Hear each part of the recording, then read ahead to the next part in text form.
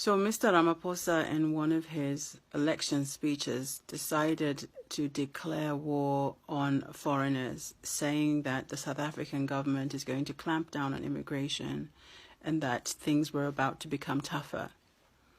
It is understandable that South Africa cannot give jobs to everyone. That's an unsustainable situation. However, let's take a look at the Zimbabwe situation and how Mr. Ramaphosa himself is part of the problem. The ZANU-PF government has been in power for almost 40 years.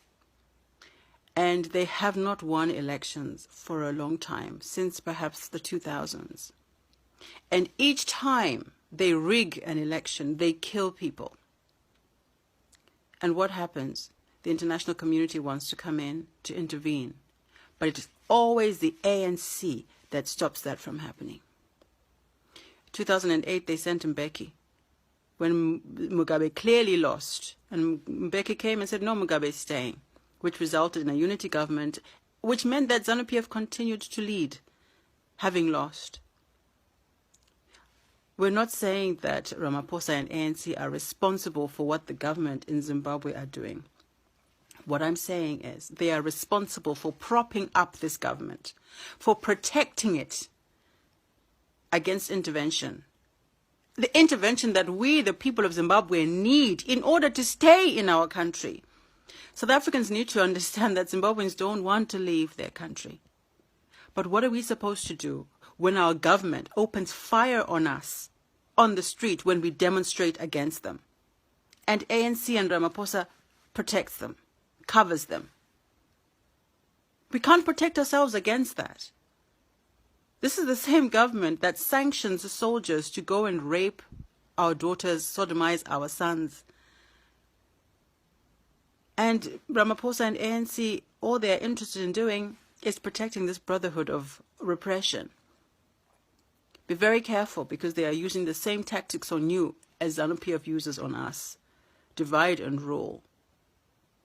So that while you're busy fighting amongst each other, they continue with their corruption, looting the country and destroying your economy. Be careful, South Africa. One day you'll end up like us. So, Mr. Ramaphosa, I'm sorry to say that, you're acting like a victim, and yet you are part of the problem. You need to stop protecting this ZANU-PF government, which brutalizes its citizens. And we as Zimbabweans, as long as we are under this situation, and as long as ANC and Ramaphosa continue to protect and cover ZANU-PF, I'm afraid, South Africans, that you have to understand that you will need to continue to accommodate your brothers and sisters from Zimbabwe, because South Africa is the nearest place where they can find shelter and where they can find employment.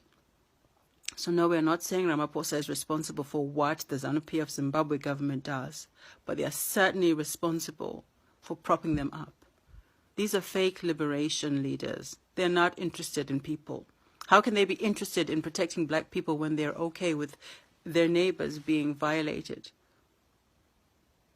Be careful, South Africa. You may end up just like Zimbabwe. And as long as Mr. Ramaphosa and ANC continue to protect and to prop up the ZANU-PF government, I'm afraid our situation in Zimbabwe is very unlikely to change.